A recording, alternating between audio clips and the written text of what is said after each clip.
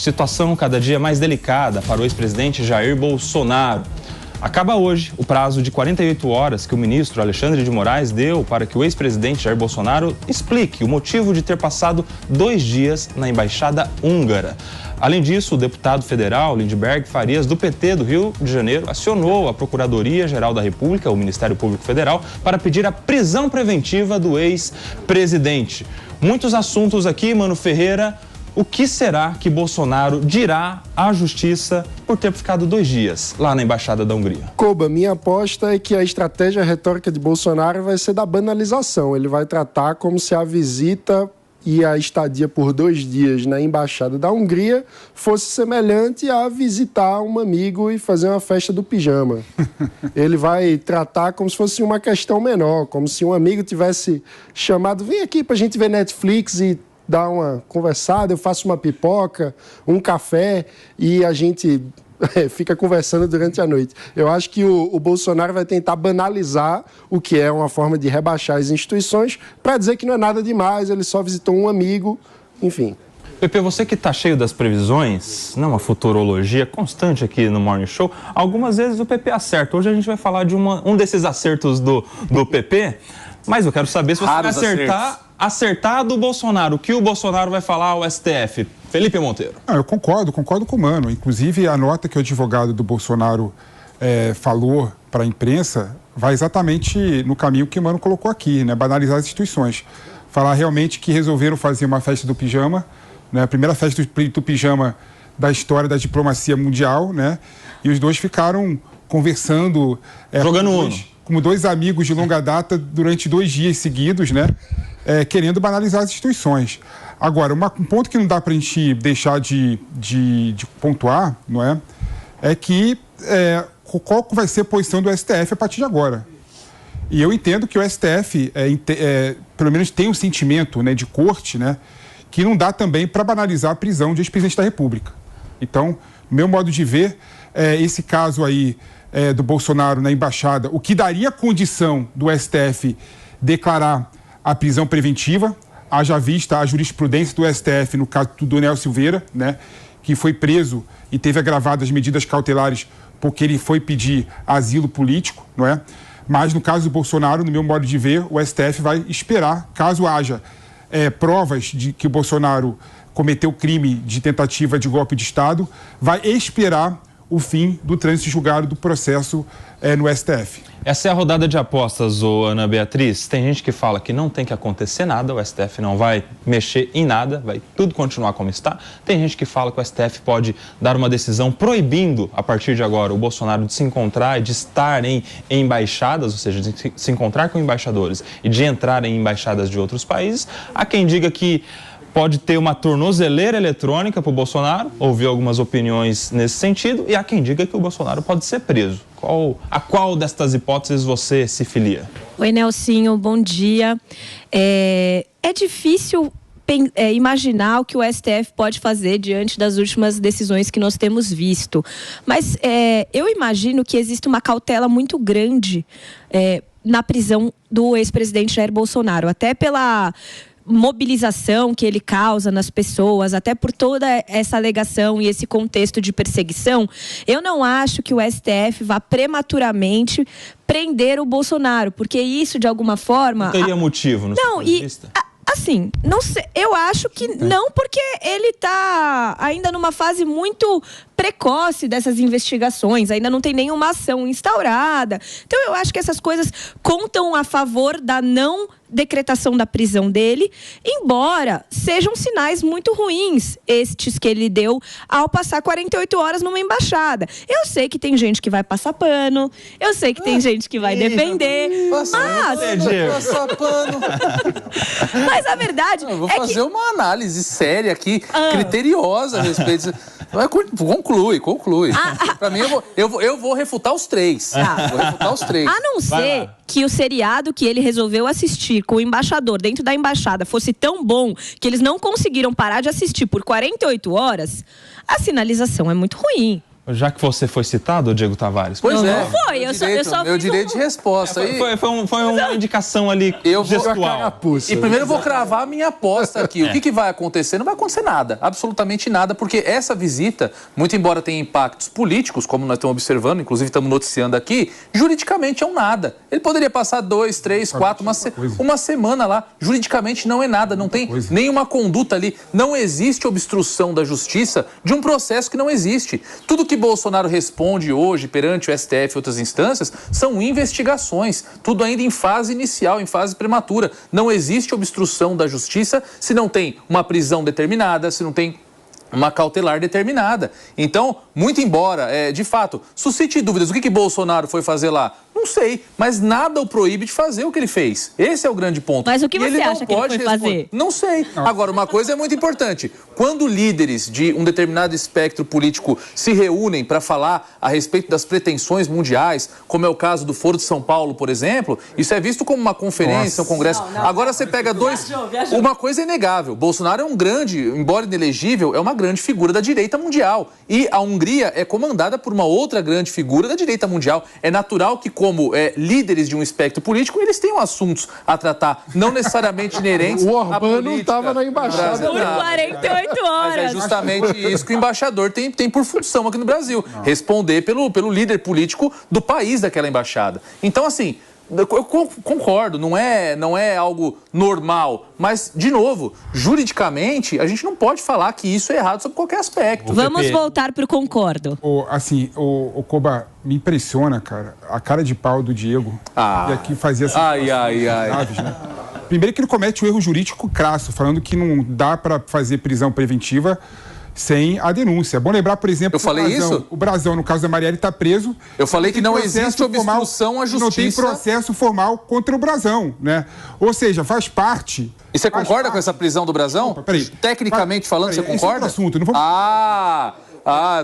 E sou eu que estou passando pano, né? Vamos fugir do assunto. Estamos falando de Bolsonaro na embaixada. Legal. Né? Eu vou querer saber depois. Não desvia o assunto. Então, faz parte dos instrumentos processuais você usar a prisão preventiva para ajudar as investigações. Fugir da investigação da justiça sem processo é um dos requisitos da prisão preventiva. E digo mais ainda, existem pessoas que entendem exatamente que o Bolsonaro não pediu asilo político, ele efetivou asilo político ao ficar 2 dias na embaixada da Hungria, no momento em que o STF pediu os passaportes dele. Nem você concorda com isso. Requisitos jurídicos e legais tem para pedir a prisão preventiva do Bolsonaro. Eu entendo que não vai se efetivar porque não é a vontade do STF criar um problema, uma comoção social nesse momento. São 10h09 e agora a gente vai direto para Brasília, porque o Bruno Pinheiro tem apurações exclusivas a respeito desse caso e vai trazer para a gente aqui no Morning Show. Bruno Pinheiro, bem-vindo ao Morning Show, bom dia. Ótimo dia a você também, sempre uma alegria e uma honra, uma satisfação. Bom, a última informação com quem eu conversei no entorno e também ligados ali aos advogados do ex-presidente. Este documento já foi elaborado. Esta resposta, esta explicação já foi elaborada. E tinha um jeito que era o quê? Inserir diretamente no sistema do STF. Mas os advogados vão insistir numa segunda opção, numa segunda alternativa, que é ir diretamente ao STF, levar em mãos para o ministro Alexandre de Moraes, que é realmente o relator de vários inquéritos ali, quem também estabeleceu as 48 horas. Não tem uma resposta ainda oficial do STF, do ministro Alexandre de Moraes, se haverá essa autorização, se o ministro vai receber os advogados. Se de fato isso for aceito, se o ministro receber, qual é o objetivo dos advogados? Levar em mãos este documento, olhar olho no olho e informar, responder que o ex-presidente não tinha e não tem um plano de fuga, que ele visitou a embaixada porque recebeu um convite, é uma forma de um relacionamento. Ele, como ex-chefe de Estado, ele fez diversos amigos, fez uma rede de relacionamento e foi a convite na embaixada. Ontem, durante o dia, até a noite, eu ouvi outros nomes do entorno do ex-presidente que justificaram o seguinte, que diante disso ele chega por volta das 9h15, 9h20 da noite daquela segunda-feira, horas após ele ter feito a gravação de um vídeo que era o convite para um evento em São Paulo no dia 25 de fevereiro. O evento, inclusive, aconteceu. Então, se ele realizou este vídeo, essa chamada, essa divulgação, porque quando ele entra na embaixada, logo na sequência começa a divulgação nas redes sociais. E durante de segunda a quarta-feira que ele fica lá, realmente foi essa circulação, esse chamamento. E que esse vídeo justifica que não havia um plano de fuga, já que tinha um vídeo circulando, o ex-presidente chamando para um evento que ele mesmo estaria em São Paulo no dia 25. Então, que esse vídeo é uma ótima ferramenta, é uma ótima argumentação que está comprovando que não tinha um planejamento de fuga. Mas, de fato, esse documento que já foi elaborado através dos advogados é que o ex-presidente não planejou, não tinha intenção e não tem uma intenção de um plano de fuga, que ele foi a convite na embaixada da Hungria e ficou de segunda a quarta-feira. A nota diz sobre a hospedagem do ex-presidente a convite do embaixador Nelson Kobayashi. Então, daqui a alguns minutos, é a expectativa de uma resposta do STF se vai receber ou não. Se não for recebido, aí sim o documento será apresentado através do sistema eletrônico do STF. Tá aí o Bruno Pinheiro, direto de Brasília, com detalhes. Apurações exclusivas que revelam qual será a estratégia adotada pelos advogados do ex-presidente Jair Bolsonaro agora, nessa resposta que devem dar hoje ao Supremo Tribunal Federal. Obrigado, viu, Bruno?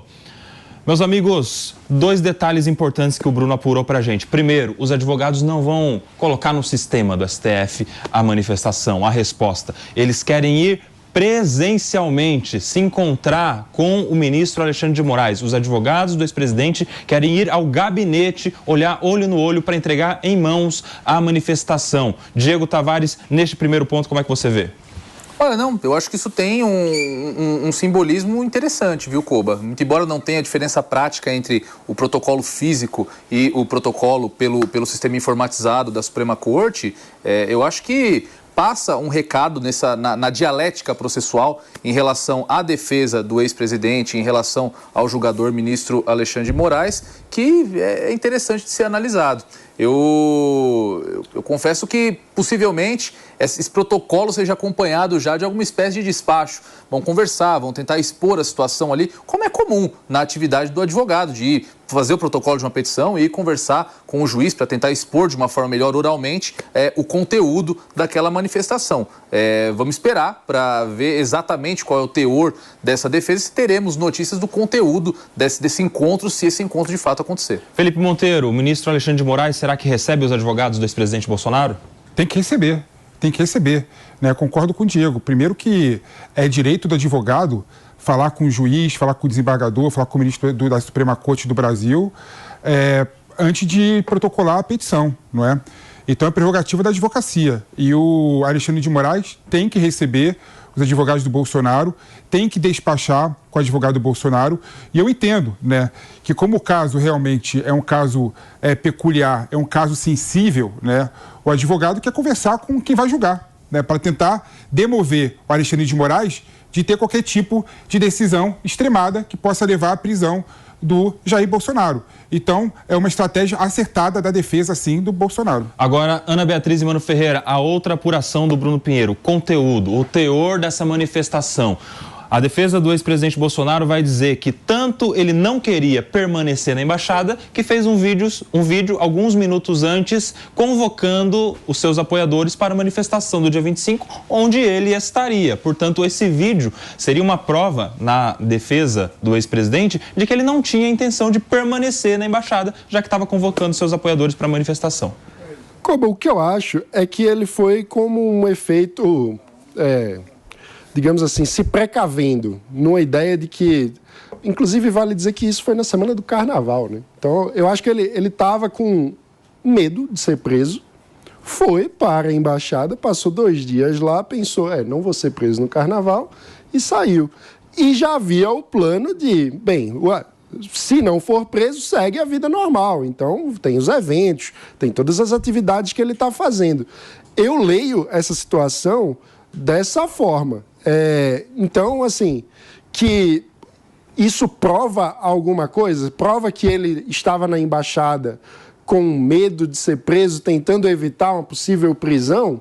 Na minha visão, não prova nada. Prova que ele tem como plano A seguir a vida normalmente, né? E o que é normal para qualquer pessoa que está com medo de ser preso. Ana Beatriz. Não, eu acho que às vezes a gente se esquece que o Bolsonaro, embora uma liderança política, ele é um ser humano. Então, em algum momento, ele pode ter gravado vídeo, como o Mano falou, seguir a vida normal. Mas eu acho que em algum momento ele falou assim, meu Deus, e se eu for preso? O que eu vou fazer? Então ele corre para a embaixada como uma forma de se proteger. Aí ele se acalma, ele vê que isso não vai acontecer nesse momento, ele conversa com os advogados dele, ele conversa com pessoas próximas e percebe que não tem um risco iminente à sua prisão e vai embora da embaixada.